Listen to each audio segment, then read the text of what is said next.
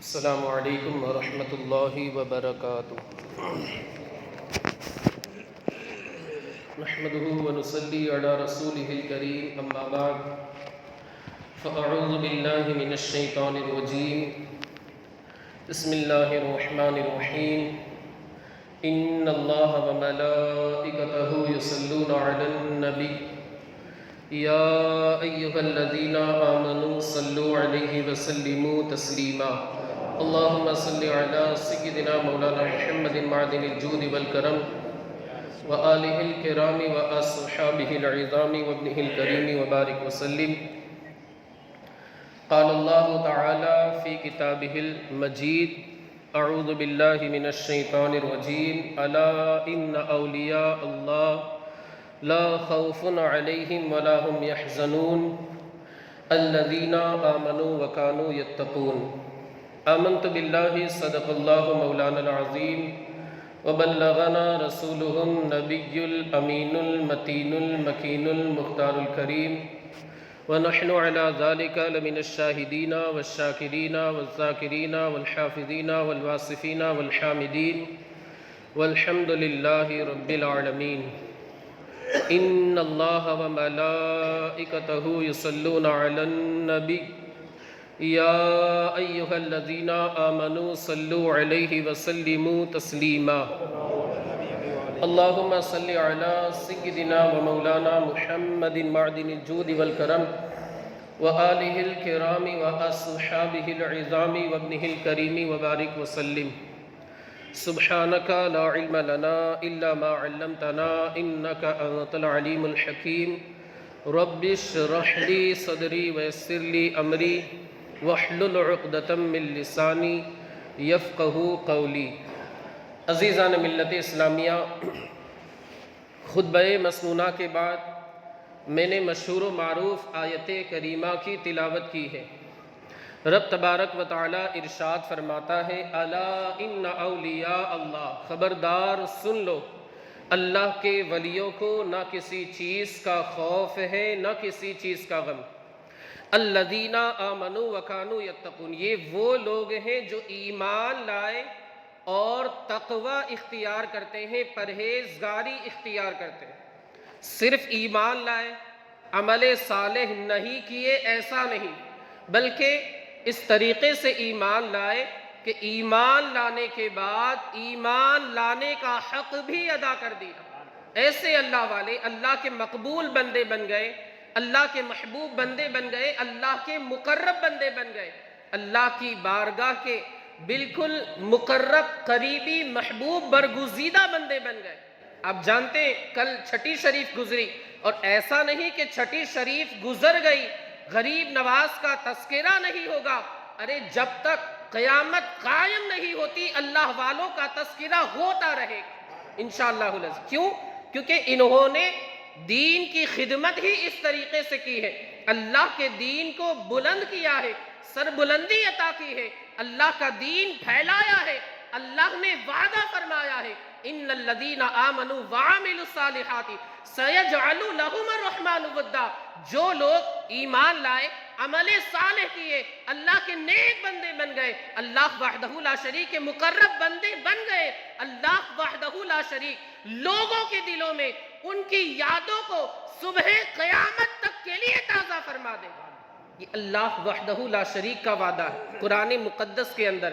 یہی وجہ ہے 812 سال گزر گئے مگر ایسا لگتا ہے عاشقوں کے عمل سے، عاشقوں کے جذبے سے، عاشقوں کی عقیدت سے، عاشقوں کی محبت سے، الفت سے ایسا لگتا ہے کہ جیسے غریب نواز ابھی 1-2 سال پہلے اس دنیا سے وفات کر گئے، اس دنیا سے رخصت ہوئے، ایسا محسوس ہوتا ہے۔ اس طریقے سے عرس منایا جاتا ہے، اس طریقے سے ان کی بارگاہ میں خراج عقیدت پیش کیا جاتا ہے، ایسا لگتا ہے، اس طریقے سے ہم یاد مناتے ہیں۔ یہ اللہ وحدہ لا شریک نے آپ کو ایسا مقام و مرتبہ عطا فرمایا ہے، ایسی بلندی عطا فرمائی، ایسا وقار عطا فرمایا ہے، جس کا وعدہ اللہ نے قرآن مقدس میں ارشاد فرمایا ہے، جس کا وعدہ اللہ نے قرآن مقدس میں ذکر فرمایا ہے۔ غریب نواز کی تو وہ بارگاہ ہے، اللہ وحدہ لا شریک کی بارگاہ میں ان کے مقام و مرتبے کا کیا کہنا۔ تاریخ کی کتابوں میں لکھا ہے، ایک مرتبہ آپ بیٹھے ہوئے تھے، مراقبہ فرما رہے تھے، اچانک غیب سے آواز آتی ہے، اے معین الدین مانگ، کیا مانگتا ہے؟ جو مانگے گا تجھے عطا کیا جائے گا، اس لیے کہ معین الدین آج تجھ سے ہم بہت خوش ہیں، جو مانگے گا میری بارگاہ سے چشمے زدن کے اندر وہ تمام کے تمام تجھے عطا کر دیا جائے گا۔ یہ اللہ وحدہ لا شریک کی بارگاہ سے آواز تھی۔ اب آپ ذرا سوچیں، ہم اور آپ ہوتے تو ہم کیا مانگتے؟ مطلب ویسے تو اس مقام پر نہیں پہنچ سکتے، لیکن ہماری دعائیں کیا رہتی؟ غریب نواز کے قدموں کی دھول کے کروڑویں حصے تک بھی ہم استغفر اللہ نہیں پہنچ سکتے، لیکن آج کل ہم جو دعا کرتے ہیں اللہ کی بارگاہ میں، ہم پیسے کی دعا کرتے، کاروبار کی دعا کرتے، یہ ساری دعائیں ویسے ناجائز و حرام نہیں، انسان کر سکتا ہے، شریعت کی طرف سے اجازت ہے، بھلائی کی دعائیں کر سکتا ہے، لیکن آپ دیکھیں اللہ والے اپنے لیے کچھ نہیں مانگتے۔ اس وقت بھی اگر کسی کو یاد رکھا تو اپنے مریدوں کو یاد رکھا، اللہ کی بارگاہ میں عرض کرتے ہیں، اے اللہ معین الدین کے جتنے مریدین ہیں ان تمام کے گناہوں کو معاف فرما، ان تمام کے گناہوں کی بخشش فرما، اور انہیں کل قیامت کے دن جنت کے اندر داخل کر دینا۔ غیب سے آواز آئی، اللہ کا دریائے رحمت بھی جوش میں تھا، غیب سے آواز آئی، اے معین الدین مجھ سے اپنے مریدوں کی بخشش کا سوال کرتے ہو، جاؤ میں نے تمہارے تمام مریدین کی بخشش اور مغفرت فرما دی۔ یہ اللہ وحدہ لا شریک کی جانب سے آواز تھی۔ اب غریب نواز نے کیا عرض کی، اے اللہ کل قیامت کے دن معین الدین، دیکھیے آپ الحمدللہ اپنے غلاموں کا، اپنے مریدوں کا ذمہ غریب نواز نے اللہ کی بارگاہ میں کیسا لیا ہے۔ سچی عقیدت رکھے، اللہ کی رحمت سے امید ہے کہ اللہ اپنے اس محبوب بندے کے صدقے میں غریب نواز کا جو مرید ہے اس کے گناہوں کی بخشش فرما دے گا، اس کے گناہوں کو معاف فرما دے گا۔ غریب نواز نے عرض کی، اے اللہ معین الدین کل قیامت کے دن جنت میں اس وقت تک قدم نہیں رکھے گا جب تک کہ تو معین الدین کے تمام مریدین کی مغفرت فرما کر تمام مریدین کو جنت میں داخل نہ کر دے، اس وقت تک معین الدین جنت میں ایک قدم تک نہیں رکھے گا۔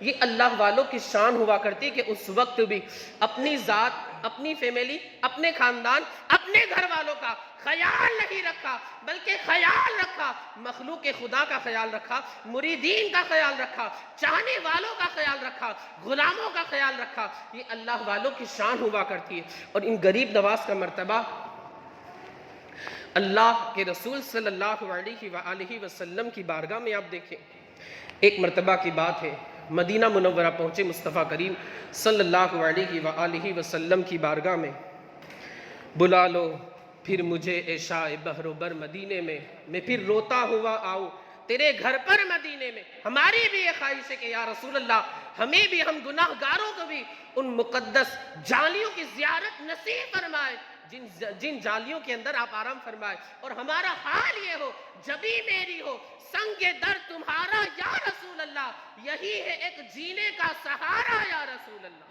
اللہ ہمیں بھی یہ سعادت عطا فرمائے۔ غریب نواز پہنچے مصطفیٰ کریم کی بارگاہ میں، سلام عرض کرتے السلام علیکہ یا سید المرسلین، السلام علیکہ یا سید المرسلین، السلام علیکہ یا خاتم النبیین۔ اے اللہ کے رسول، اے رسولوں کے سردار، اے مرسلین کے سردار، ہماری جانب سے آپ پر اللہ کی سلامتی ہو، اور آپ تو نبیوں کے خاتم ہیں، سب سے آخری نبی ہے۔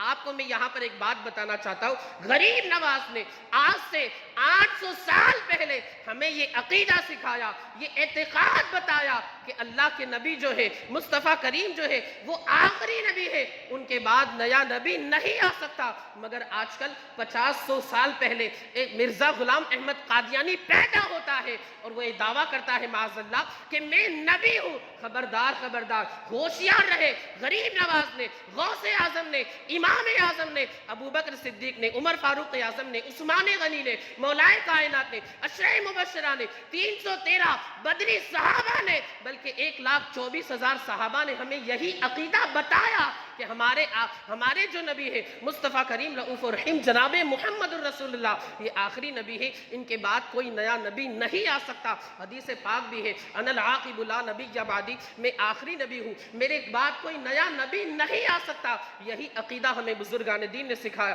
خیر میں عرض کر رہا تھا کہ جب غریب نواز نے سلام پیش کیا، السلام علیکہ یا سید المرسلین و خاتم النبیین، مرسلوں کے سردار، رسولوں کے سردار، انبیاء کے سردار، آپ پر سلامتی ہو، اور نبیوں میں سب سے آخری میں تشریف لانے والے اللہ کی جانب سے آپ پر سلامتی ہو۔ الحمدللہ امام اہل سنت نے حدیث پاک کی روشنی میں ان اللہ حرم علی الارض ان تأکل اجساد الانبیاء فنبی اللہ حی یرزق فی قبرہ، کہ اللہ کے جو انبیاء ہیں وہ اپنی اپنی قبروں میں زندہ ہے۔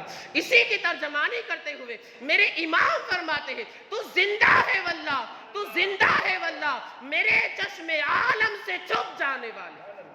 آپ دیکھیں اس کا ثبوت بھی ہمیں غریب نواز نے جو مدینہ منورہ میں روضہ رسول کے سامنے حاضری دی، اس کا ثبوت بھی ہمیں اس موقع پر ملتا ہے۔ جب غریب نواز نے سلام پیش کیا، السلام علیکہ یا سید المرسلین و خاتم النبیین، روضہ رسول سے فوراً آواز آتی ہے وعلیکم السلام یا قطب المشائخ، روضہ رسول سے فوراً آواز آتی ہے کہ اے شخص، اے بندے، تجھ پر سلامتی ہو، اور تو مشائخ کا قطب ہے، مشائخ کا والی ہے، مشائخ کا سردار ہے۔ پتہ چلا کہ غریب نواز کو آج ہم جو سلطان الہند کہتے ہیں، ہم یہ اپنی جانب سے نہیں کہتے، اور یہ جو لقب ملا ہے ہم مریدوں کی طرف سے نہیں ملا ہے، ہم غلاموں کی طرف سے نہیں ملا ہے، ہم چاہنے والوں کی طرف سے نہیں ملا ہے، بلکہ یہ لقب اگر کہیں ملا ہے، کہیں سے ملا ہے، کہیں اور سے نہیں، مدینے کے والے سے ملا ہے۔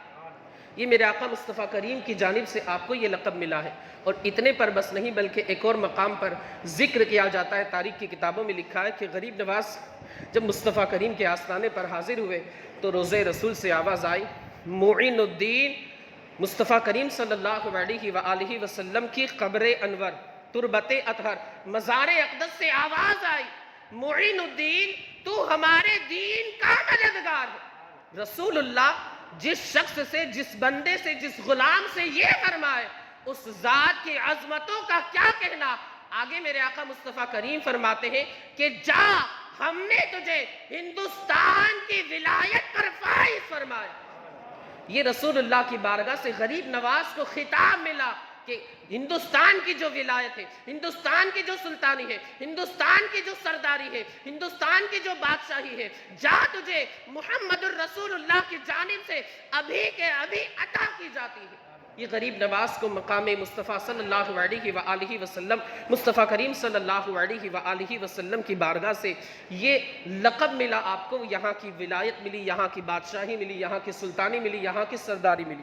اور آگے یہ بھی ارشاد فرمایا، دیکھیے نگاہ نبوت، آج کل جو ہندوستان کے اندر اسلام کا چراغ روشن ہے، نگاہ نبوت ان حالات کا مشاہدہ کر رہی تھی۔ اللہ کے رسول صلی اللہ علیہ وآلہ وسلم نے یہ بھی ارشاد فرمایا، معین الدین ہندوستان جاؤ، اللہ تمہارے ذریعے بے دینی کو دور فرمائے گا، اور جگہ جگہ کونے کونے میں اسلام کی روشنی کو پھیلا دے گا۔ آپ دیکھیں غریب نواز ہندوستان تشریف لائے، کرامتوں کا اظہار فرمایا، نتیجہ یہ ہوا کہ کرامتیں دیکھ کر، آپ کی حکومت دیکھ کر کے ہندوستان کے اندر ایک نہیں، دو نہیں، بلکہ 90 لاکھ لوگ کلمہ پڑھ کر کے مسلمان ہو گئے۔ یہ غریب نواز کی کرامت اور رسول اللہ کا معجزہ، پہلے رسول اللہ کا معجزہ، پھر رسول اللہ کے معجزے کا مظہر غریب نواز کی کرامت۔ اور کہا بھی جاتا ہے، ویسے کتابوں میں بھی لکھا ہے کہ اولیاء کرام کی جو کرامت ہوتی ہے وہ انبیاء کے معجزات کا مظہر ہوا کرتا ہے۔ رسول اللہ کی نگاہیں ان حالات کا مشاہدہ کر رہی تھی کہ میرا یہ غلام ہندوستان پہنچے گا، جگہ جگہ اسلام کے جھنڈے گاڑ دے گا، اللہ و رسول کی آوازیں جگہ جگہ سے آئے گی، اور اس کام کو انجام کون دے گا؟ کوئی اور نہیں، یہی معین الدین اجمیری اس کام کو انجام دے گا۔ یہ اللہ کے رسول صلی اللہ علیہ وآلہ وسلم کی بارگاہ سے معین الدین اجمیری خواجہ غریب نواز کو یہ سارے القابات، یہ سارے اعجازات، یہ ساری خصوصیات، یہ سارے کمالات عطا ہوئے۔ ابھی جو میں نے کہا تھا کہ اللہ کی بارگاہ سے ارشاد فرمایا گیا معین الدین مانگ، کیا مانگتے ہو؟ جو کچھ آج تم مانگو گے وہ تمہیں دیا جائے گا، تمہارا سوال پورا کیا جائے گا، تمہیں عطا کیا جائے۔ غریب نواز نے اپنے مریدوں کی مغفرت کی دعا کی، بخشش کی دعا کی، معافی کی دعا کی، عفو درگزر کی دعا کی۔ اللہ کی بارگاہ سے آواز آئی، جا میں نے تمام تیرے جتنے مریدین ہیں ان تمام مریدوں کی مغفرت فرما دی، ان کے گناہوں کو معاف فرما دیا۔ آپ اس کی جھلک دیکھیں، ایک مرتبہ کی بات ہے، غریب نواز کے کسی مرید کا انتقال ہو گیا، آپ گئے، نماز جنازہ خود بنفس نفیس آپ نے پڑھائی، اور آپ قبر شریف میں خود اترے، اپنے دست اقدس سے اپنے اس مرید کی لاش کو اتارا۔ پتہ یہ چلا کہ اگر ہمارے کسی قریبی کا انتقال ہو جاتا ہے، دوست کا، پڑوس کا، کسی سنی صحیح العقیدہ مسلمان کا، خڑوس کی میں بات نہیں کرتا، بد عقیدہ کی بات نہیں کرتا، بد مذہب کی بات نہیں کرتا، لیکن جو اپنا ہو، رسول اللہ کا غلام ہو، سنی صحیح العقیدہ ہو، بد مذہب کے جنازے میں آپ نہ جائے، بد عقیدہ کے جنازے میں نہ جائے، لیکن جو اپنا ہے، رسول اللہ کا دیوانہ ہے، اولیاء سے محبت کرنے والا ہے، اولیاء کا غلام ہے، آپ اس کے جنازے میں شرکت کریں۔ یہ نہیں کہ نماز جنازہ پڑھنے کے بعد مجھے آفس جانا ہے، مجھے گھر جانا ہے، مجھے یہ کام کرنا ہے، مجھے بزنس کے لیے جانا ہے، مجھے تجارت کے لیے جانا ہے، آپ یہ نہ کریں، بلکہ قبرستان بھی آپ جائیں۔ یہ نہیں کہ بس بہانہ کر کے آپ ادھر ادھر چلے گئے، یقین جانے حدیث پاک میں آتا ہے، جو بندہ اپنے مسلمان بھائی کی نماز جنازہ میں شرکت کرتا ہے، اللہ اسے ایک قیرات یعنی احد پہاڑ کے برابر نیکیاں عطا فرماتا ہے، احد پہاڑ کے برابر اسے نیکیاں عطا فرماتا ہے۔ آگے میرے آقا مصطفیٰ کریم فرماتے ہیں، جو بندہ اپنے کسی مسلمان بھائی کے جنازے میں شرکت کرنے کے بعد قبرستان بھی جاتا ہے، دفن بھی کرتا ہے، اللہ اسے 2 قیرات یعنی 2 احد پہاڑ کے برابر نیکیاں عطا فرماتا ہے۔ صرف نماز جنازہ میں شرکت کی تو 1 احد پہاڑ کے برابر نیکیاں، اور اگر بندہ نماز جنازہ میں شرکت کرنے کے ساتھ ساتھ اگر قبرستان بھی جاتا ہے، مردے کو دفنانے میں اس کے گھر والوں کی مدد کرتا ہے، تو اللہ اس بندے کو 2 احد پہاڑ کے برابر نیکیاں عطا فرماتا ہے۔ عمل کریں گے انشاءاللہ، لیکن ہمارے پاس آج کل ٹائم نہیں رہتا۔ ہم جو ہے یہ دیکھو واجب نہیں ہے، مستحب ہے، لیکن آپ دیکھیں تو صحیح کہ اس کی برکتیں کتنی ہیں، اللہ کی رحمت کے دروازے کھلے ہوئے۔ احد پہاڑ جو ہے ایسا نہیں کہ یہاں سے لے کے بس وہاں تک، عارفیہ مسجد سے لے کے عارفیہ کمپلیکس تک، اتنا نہیں ہے۔ احد پہاڑ جو ہے وہ تقریباً 7.5 کلومیٹر کی دوری میں پھیلا ہوا ہے۔ احد پہاڑ جو ہے وہ 7.5 کلومیٹر کی دوری میں پھیلا ہوا ہے۔ اللہ کی رحمت تو اس سے بھی بڑی ہے، اللہ اگر نوازنے پر آ جائے، 1 احد پہاڑ کے برابر نہیں بلکہ کروڑوں احد پہاڑ کے برابر، جس بندے سے راضی ہو جاتا ہے اسے کروڑوں احد پہاڑ کے برابر نیکیاں عطا فرما دیتا ہے۔ تو آپ اس پر عمل کریں، کسی کا انتقال ہو جائے جنازے میں شرکت کریں، اور ہو سکے تو آپ قبرستان بھی جائیں، انشاءاللہ آپ کو بہت زیادہ نیکیاں ملے گی، ثواب ملے گا۔ میں عرض کر رہا تھا، غریب نواز تشریف لے گئے، قبر اسے اپنے مرید کو قبر میں اتارا، اب دفن وغیرہ ہو گیا، دفن ویتی جسے کہا جاتا ہے، تدفین ہو گئی، سارے لوگ چلے گئے ایک ایک کر کے۔ اب غریب نواز اس قبر کے قریب بیٹھ گئے، اچانک آپ رونے لگے، آپ کا چہرہ جو تھا، چہرے سے اداسی، غمگینی وغیرہ جھلکنے لگی۔ پھر تھوڑی دیر کے بعد آپ خوش ہو گئے، خوشی کے آثار آپ کے چہرے پر نظر آنے لگے۔ انسان جب خوش ہوتا ہے تو اس کا چہرہ پتہ چل ہی جاتا ہے کہ بندہ آج بہت خوش ہے، بلا شبہ بلا تشبیہ تمثیل۔ غریب نواز کے چہرے پر اچانک خوشی کے آثار نمودار ہو گئے، اللہ والوں کا چہرہ، سبحان اللہ۔ اور ایسی ذات میرے آقا مصطفیٰ کریم فرماتے ہیں، اللہ والے تو وہ ہوتے ہیں کہ جن کے چہرے کی زیارت کرو تو خدا یاد آ جائے، یہ اللہ والوں کی شان ہوا کرتی۔ اب غریب نواز اچانک پہلے تو غمگین ہو گئے، پھر آپ خوش ہو گئے، اور آپ نے کہا الحمدللہ رب العالمین، آپ نے اللہ کا شکر ادا کیا۔ خواجہ قطب الدین بختیار کاکی، مرید خاص، خلیفہ خاص، خادم خاص، ملازم خاص سامنے تھے، عرض کرتے ہیں ابھی حضور آخر کیا بات، پہلے تو آپ غمگین ہو گئے، پہلے تو آپ رنجیدہ ہو گئے، پھر آپ نے خوشی کا اظہار فرمایا، اللہ کا شکر ادا کیا، الحمدللہ رب العالمین کہا۔ غریب نواز دیکھیں آپ ہی اللہ والے قبر کے اندر کیا ہو رہا ہے زمین کے اوپر بیٹھ کر کے اسے بھی معلوم کر لیتے۔ غریب نواز نے ارشاد فرمایا میرے اس مرید کے پاس عذاب کے فرشتے آ گئے۔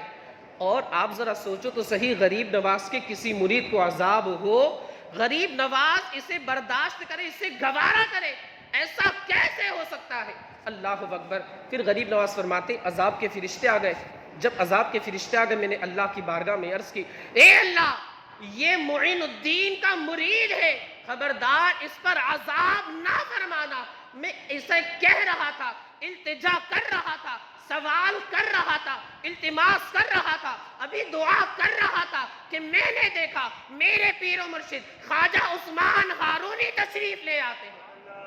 میں نے دعا کی، التجا کی، سوال کیا اللہ کی بارگاہ میں، میرے جو پیر و مرشد تھے وہ تشریف لے آتے ہیں، وہ اللہ کی بارگاہ میں عرض کرتے ہیں اے اللہ جو معین الدین کا مرید ہے ہرگز اس پر عذاب نہ فرمانا۔ غیب سے آواز آتی ہے، اے میرے فرشتوں، اللہ وحدہ لا شریک کی جانب سے آواز آتی ہے، اے میرے فرشتوں میں نے عثمان ہارونی کے صدقے میں معین الدین کا جو مرید ہے اس کے گناہوں کو معاف فرما دیا اور اسے میں کل جنت میں داخل کر دوں۔ یہ آپ ذرا سوچو تو صحیح، معین الدین کا مقام و مرتبہ، خواجہ غریب نواز کا مقام و مرتبہ، ہند الولی جنہیں ہم کہتے ہیں، سلطان الولایت جسے ہم کہتے ہیں، ان کا مقام و مرتبہ اللہ و رسول عز و جل صلی اللہ علیہ وآلہ وسلم کی بارگاہ میں کیسا ہے۔ اور زندگی میں تو بابرکت تھے ہی، اس دنیا سے تشریف لے گئے، جس جگہ آرام فرما ہے اللہ نے اس جگہ کو بھی بابرکت فرما دیا۔ میرے امام فرماتے ہیں کہ جو بندہ یہ چاہتا ہے کہ ہندوستان میں کسی مقام پر اس کی دعا قبول ہو، اجمیر معلیٰ چلا جائے، دعا کے لیے ہاتھ اٹھائے، اس کے ہاتھ بعد میں نیچے آئیں گے، اس کی دعائیں اللہ کی بارگاہ میں پہلے قبول ہوگی۔ یہ امام اہل سنت فرماتے، غریب نواز کا آستانہ ہمیں امام اہل سنت نے بتایا۔ علامہ حسن رضا فرماتے خواجہ ہند وہ دربار ہے اعلیٰ تیرا، کبھی محروم ہی نہیں مانگنے والا تیرا۔ یہ خواجہ کا آستانہ ہے، آج بھی مرادیں مل رہی ہے، لوگ اپنی خالی جھولیوں کو بھر کر کے جا رہے ہیں۔ مولا عز و جل ہمیں آپ کو اور ساری دنیا کی خوش عقیدہ مسلمانوں کو خواجہ غریب نواز کا صدقہ عطا فرمائے۔